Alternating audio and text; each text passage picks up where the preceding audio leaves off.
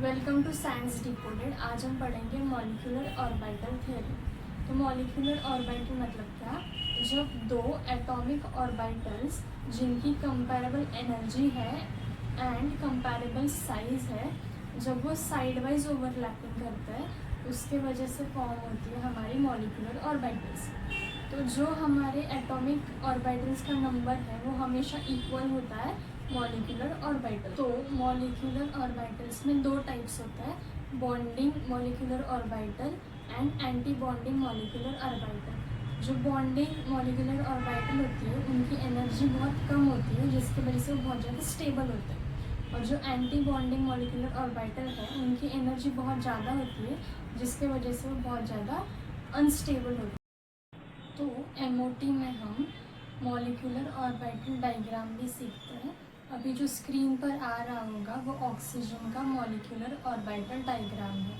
तो फिर हम Hund's rule, Aufbau principle, Pauli's exclusion, ये सारे रूल्स यूज़ करके हम इलेक्ट्रॉन की फिलिंग करते हैं मॉलिक्यूलर ऑर्बिटल डायग्राम में, from lower energy level to higher energy level. तो फिर कॉम्पिटिटिव एग्ज़ाम्स के टाइम पर हम इतना डायग्राम वगैरह नहीं बना सकते, इसके लिए हम इनकी एनर्जी लेवल्स का एक सीक्वेंस बना लेते हैं। अगर तुम्हारा मॉलिक्यूल जो है उसका number of electrons less than 14 है तो सीक्वेंस होगा sigma 1s less than sigma 1 star less than sigma 2s less than sigma 2s star less than pi 2px pi 2py less than sigma 2pz less than pi 2px star pi 2py star less than sigma 2pz star। और अगर तुम्हारा molecule जो है जिसमें more than 14 electrons है तो उसका sequence क्या होगा? Sigma 1s less than sigma 1 star less than sigma 2s less than sigma 2s star less than sigma 2pz less than pi 2px pi 2py less than pi 2px star pi 2py star less than sigma 2pz star। फिर MOT में mainly two types of question आते हैं। पहला होता है how to find a bond order, और दूसरा होता है गिवन मॉलिक्यूल जो है वो पैरामैग्नेटिक है या डाईमैग्नेटिक। तो फिर बॉन्ड ऑर्डर का फॉर्मूला क्या है? Bonding minus anti bonding divided by 2।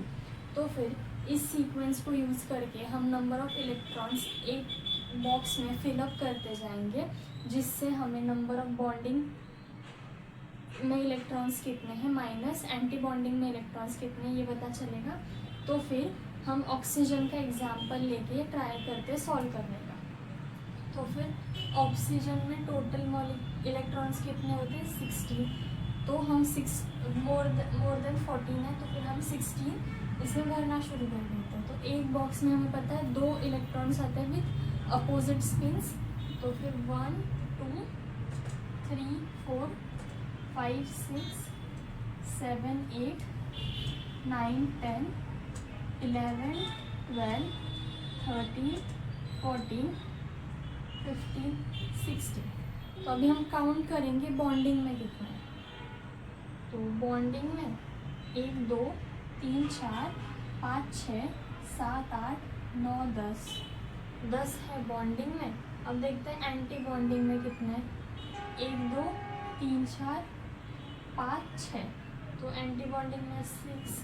तो फिर हमारा बॉन्ड ऑर्डर का फॉर्मूला क्या है? Bonding minus anti bonding divided by 2। तो फिर हम लिखेंगे बॉन्डिंग में कि 10 minus 6 divided by 2 is equal to 2।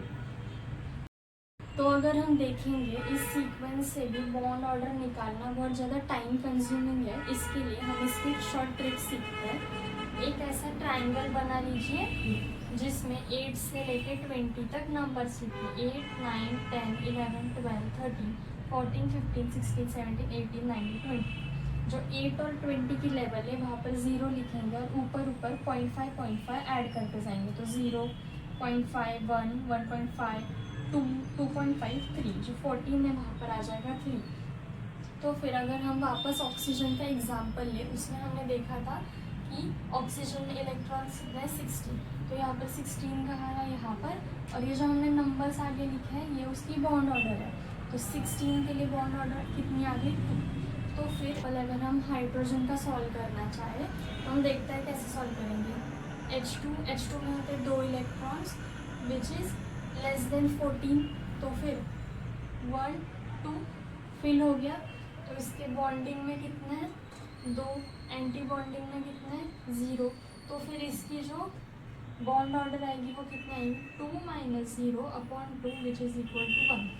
फिर अगर हमें ये इस मेथड से सॉल्व करना पड़ेगा, बट इसके यहाँ तो 8 से लेके 20 तक ही है। तो फिर इसके लिए हम बड़ा सा W बना लेंगे जिसमें लिखेंगे 0 से 8 तक 0 1 2 3 4 5 6 7 8।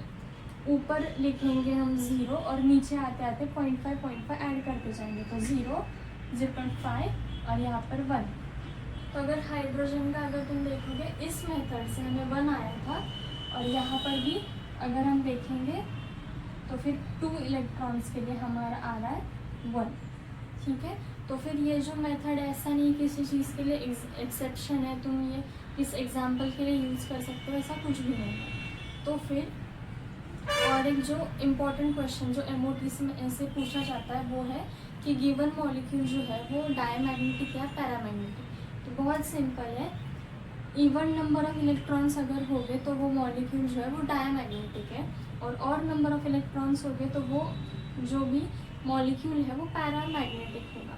बट इसका एक एक्सेप्शन है 10 और 16, भले ये इवन नंबर से, बट ये अगर ये किसी मॉलिक्यूल में आ गए 10 और 16 तो ये किसका एग्जाम्पल है पैरामैग्नेटिक का।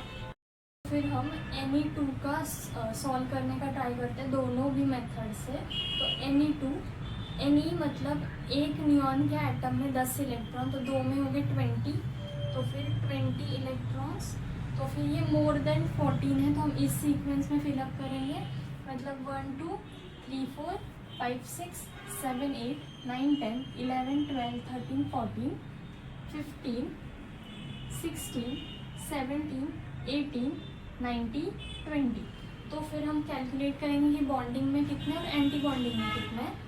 तो बॉन्डिंग में 1 2 3 4 5 6 7 8 9 10। तो बॉन्डिंग में है 10, और अगर एंटी बॉन्डिंग में देखेंगे तो 1 2 3 4 5 6 7 8 9 10। तो एंटी में बॉन्डिंग में कितने आ गए 10। तो फिर अगर हम ये फॉर्मूला यूज करके देखेंगे तो bonding 10 minus anti bonding that is 10 divided by 2। तो फिर हमारी बॉन्ड ऑर्डर कितनी आ जाएगी 0। तो बॉन्ड ऑर्डर अगर हम इस मेथड से ट्राई करें कैलकुलेट करने की तो कैसे करेंगे, हमें पता है नियॉन का मॉलिक्यूल है उसमें 20 इलेक्ट्रॉन्स है, तो 8 और 20 के सामने क्या आ रहा है 0, मतलब 20 इलेक्ट्रॉन्स हो गए तो उसकी बॉन्ड ऑर्डर क्या होगी 0। और किसी मॉलिक्यूल की अगर बॉन्ड ऑर्डर जो है 0 है तो वो मॉलिक्यूल एग्जिस्ट नहीं करता। तो फिर F2 का आप ट्राई कीजिए, कमेंट सेक्शन में बताइए। For more such short revising videos please like and subscribe the channel.